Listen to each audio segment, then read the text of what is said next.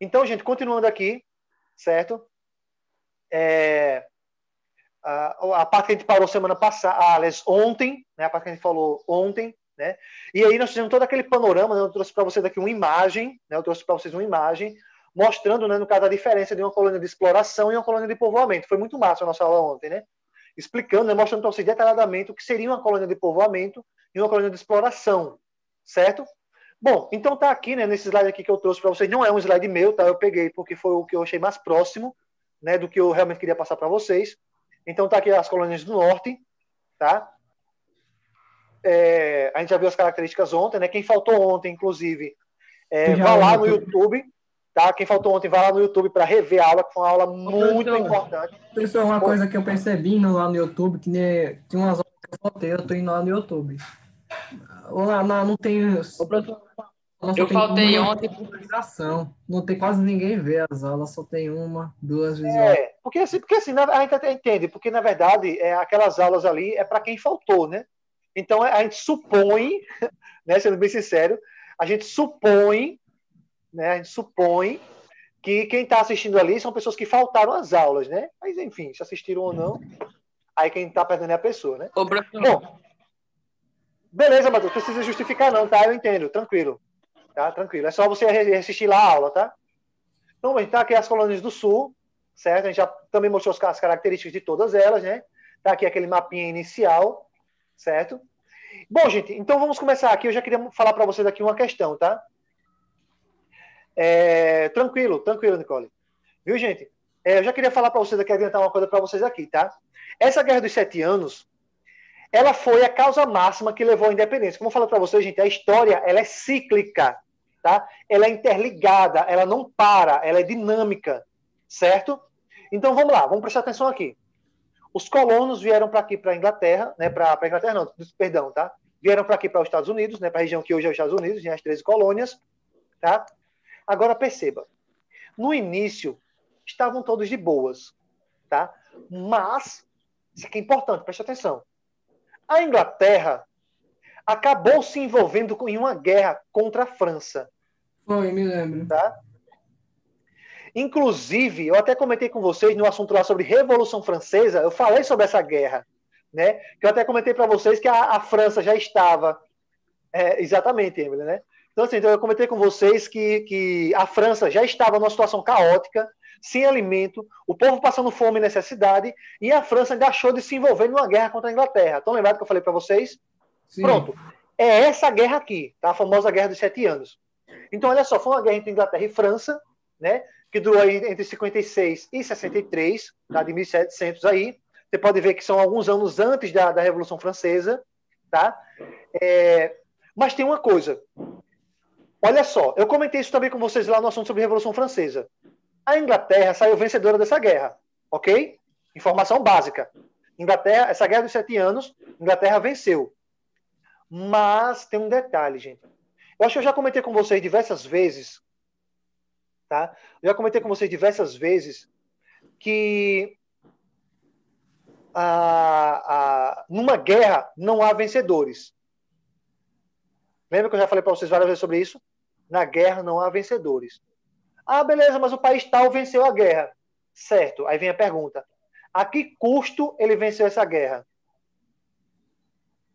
Isso, exatamente, Emily. A Emily perguntou aqui, gente, se foi nessa época que a Inglaterra estava no seu auge. Sim, foi exatamente nessa época.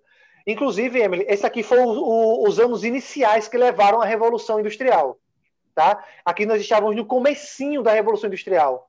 Né? Até porque a Revolução Industrial não é um processo que aconteceu em um ano só. Né? Foram vários anos aí até se concretizar a chamada Revolução Industrial. Tá? Então foi nessa época mesmo, tá, pessoal? Foi nessa época daqui. Perfeito. Então, gente, se liga só.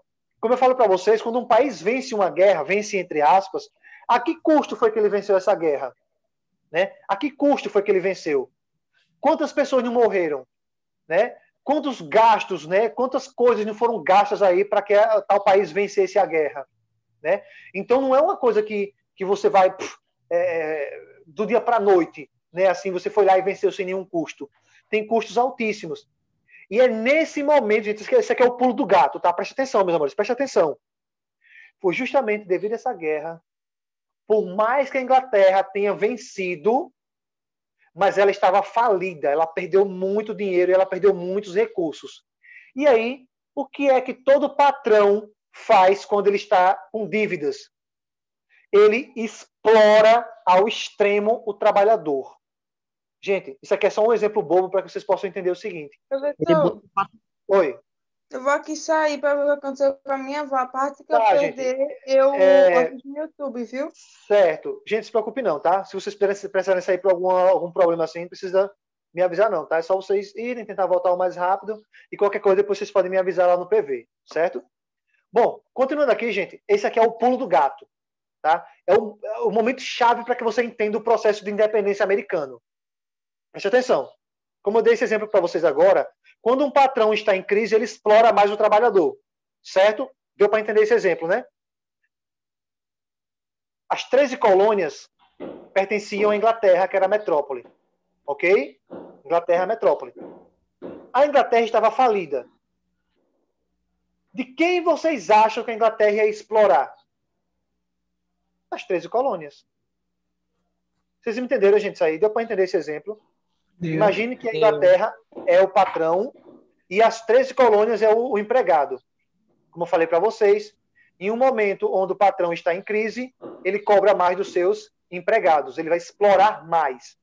Então, gente, é isso que eu quero que vocês entendam nesse momento. Ô, Góis, desliga o seu áudio, Góis, eu acho que está saindo alguns barulhos do seu áudio. Professor, eu saí porque minha internet tinha caído.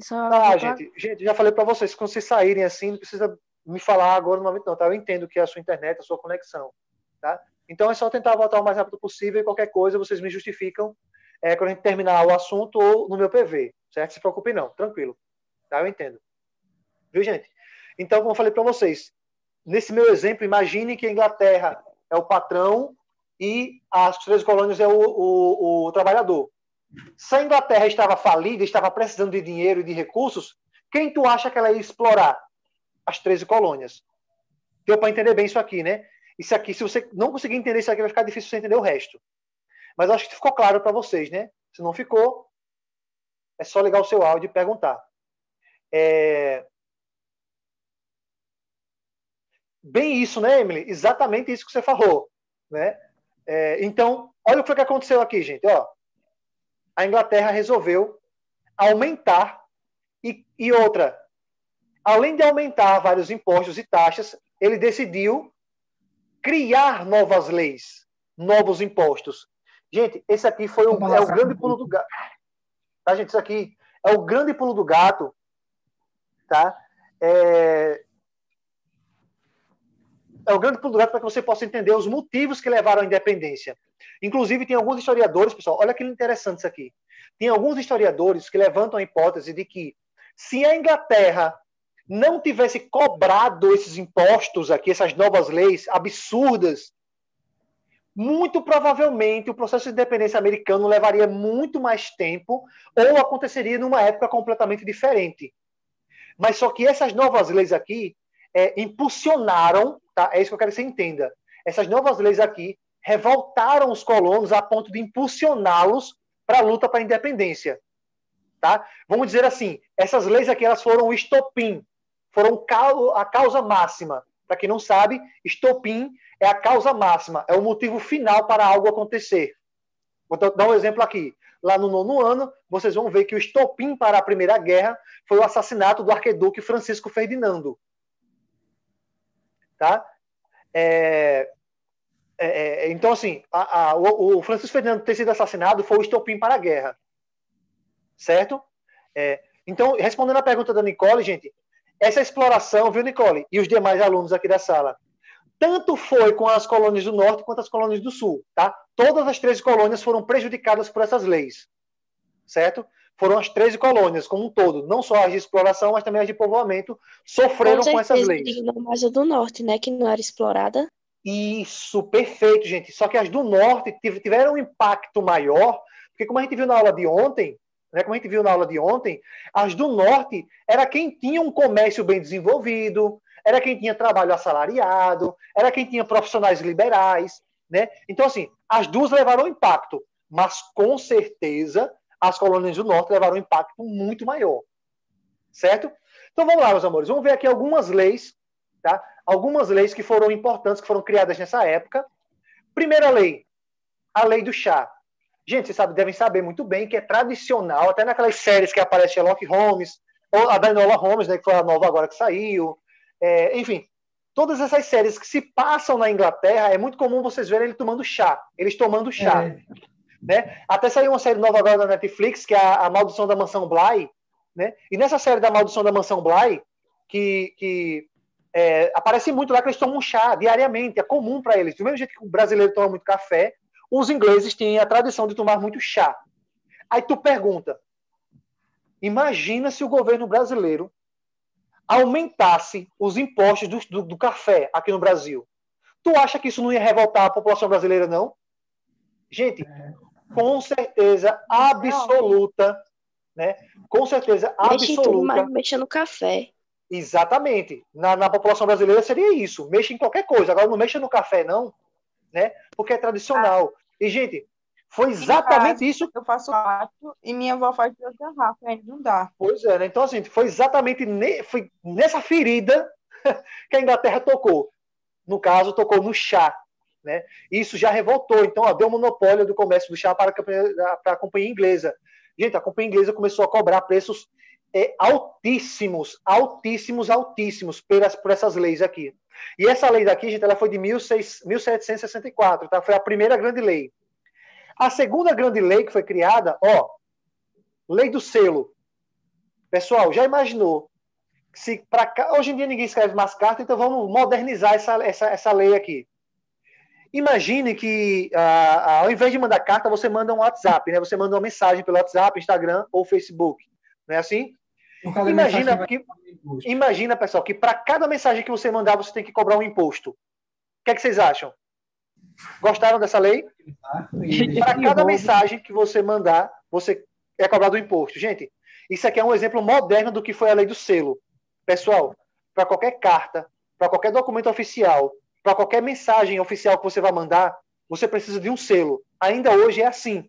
Se você vai mandar uma carta para alguém, se você vai mandar uma encomenda para alguém, por exemplo, vamos imaginar, dar um exemplo aqui. A Emily vendeu, sei lá, ela vendeu uma peça de roupa que ela não utilizava mais e quem comprou foi uma pessoa de outro estado. Ela vai ter que mandar essa roupa para outro estado. Ela tem que pagar um selo.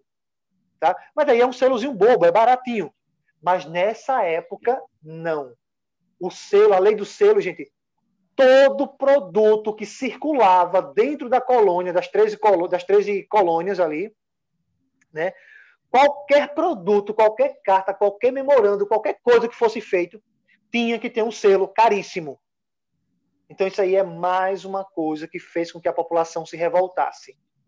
Certo? Foi mais uma coisa, né? Foi mais uma coisa para revoltar a população inglesa, no caso os colonos, né? Os colônios aqui na chamada Nova Inglaterra, né? Aqui na América, tá? Gente, vocês entenderam, pessoal? Essas duas primeiras leis, a lei do chá e a lei do selo. Entenderam, né? Olha só, pessoal, eu vou querer parar por aqui, porque ainda vai ter mais 1, 2, 3 leis ainda vai ter mais algumas leis a mais, tá? Ainda vai ter algumas leizinhas a mais que a gente vai precisar discutir aqui. Então, como vocês sabem muito bem, eu não gosto de passar assunto na carreira, né? Eu não gosto de passar assunto na carreira, certo? Então, a gente vai parar por aqui nesse ponto específico, tá? E a partir da próxima aula, nós vamos começar com uma lei, que inclusive ela não está aqui no slide, tá? Que é a chamada, deixa eu escrever aqui para vocês, tá? São as chamadas leis. Cadê aqui?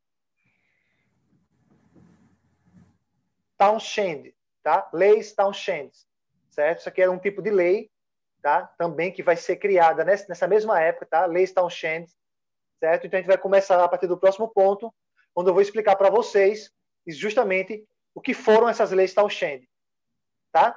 Então, por hoje é só.